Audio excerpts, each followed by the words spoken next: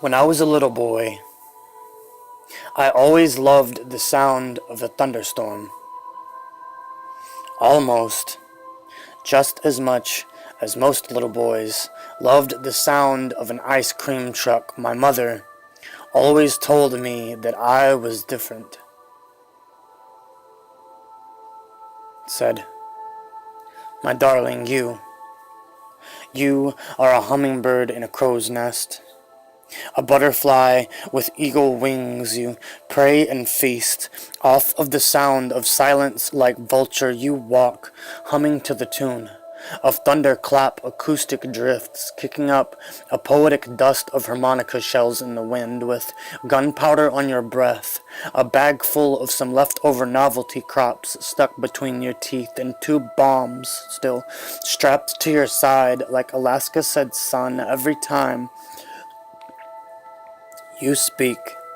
It often feels an awful lot like other people's footsteps shaking the earth back awake.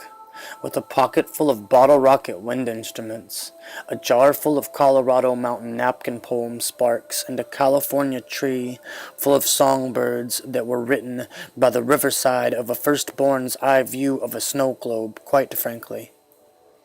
I guess I just never really trusted much of anyone else to ever poke enough holes in the lid. You gorgeous earthquake, you have a heart of gold. My darling, you have a mind that was made by the hands of a priceless artifact. You are that priceless artifact. You are my favorite painting in the museum, and I am your biggest fan. You are the man in the white suit that carries his throat around the way soldiers tote pistols. You are the boy with the voice box full of feather pens, war tanks, missile heads, and fighter planes. You are a loose cannon in the middle of a minefield. A glass house of a bullet wound, laced with a round of masterpieces from past lovers. You are a lamb that is not afraid to sleep with the lion in the lion's den. You live off of the fat of the land. You are a coat of many colors, soaked in a bucket full of God's promise, built in His image, bathed in backbone and ink spots. Your spirit breathes with heaven's accent.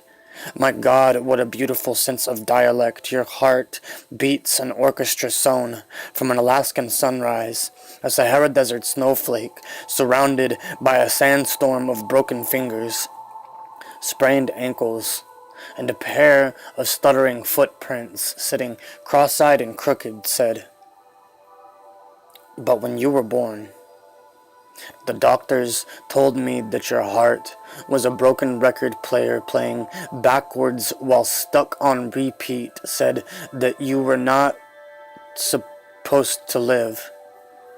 Error. To doctrine. Error. Lasex. Error. Error. Heart rate malfunction. Error. Operation table rerouting. Error. Operation table reset." That night, we put our faith where our mouth was, because for every time that someone ever spoke of impossible, I only ever heard miracle. 7 years later, I hit the ground running.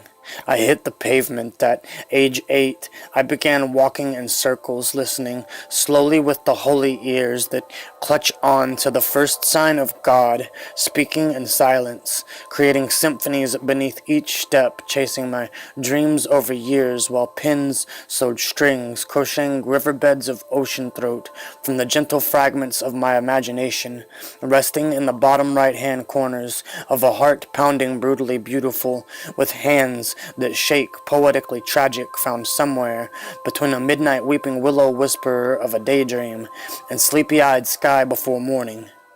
At age 9, I traced firecracker fingertips with a shrapnel of hand grenades and bomb shelters just waiting for the Big Bang. Most days, I just called it inspiration. A day later, I held a hurricane under an avalanche, just long enough to tie ropes around rain clouds, make a rainbow out of a hailstorm, pack a backpack full of doves with their halos, paint brushes with sharpened pencil tips, plenty of lead with ink in it, and a cup full of watercolored acid drops. I always wanted to paint this world beautiful. When I was 12, I carved lips out of gun barrel into bullet shells, from little boy toy soldiers in chamber, holding my tongue by the toe tips of a trigger happy ending, being cradled by the gun point of a punchline, from all of those nights that I spent wrapping my thoughts in a slow tornado of telephone poles and telescopes. Poets, we are all just hippies, just trying to piece together the road maps that lead back to the dusty barefooted backroads of where we came from. I am not the only child that grew up this way. For example, in my younger days, people would tell me that I reminded them a lot of my father by the time that I was 17. Honestly, I never quite understood why, due to the fact that around that particular time of my life, I was never anything less than more than a fistful of overdose and antidepressants. At age 18, I cried a third suicidal of open casket, as my mother told her, said, "See, Mom, remember all the smiles with the honey? They left me looking like a slit wrist while downing a fifth of Tombstone, mixed with busy strip malls and overcrowded highways. But then again, I guess we all just grew up in different directions. At age 21, I was a cigarette wrapped in a body bag of bad habits. 2 years later, was 1 year sober.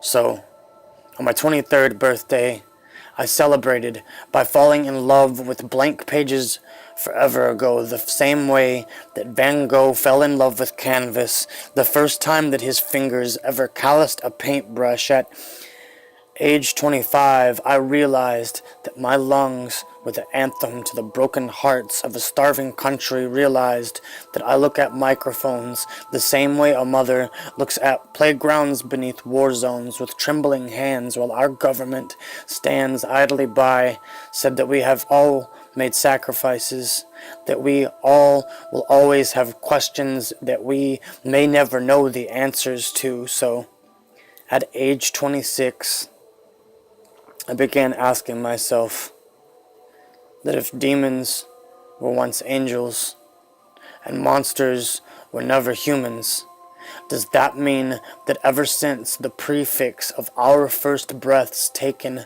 that we were all called to be fishers of men and born to fly? If our hearts were never at some point in time wild creatures, then why would God have ever thought to build our ribs like cages in the Garden of Eden? And if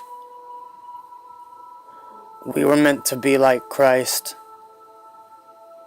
then when Jesus was a little boy, he was different too.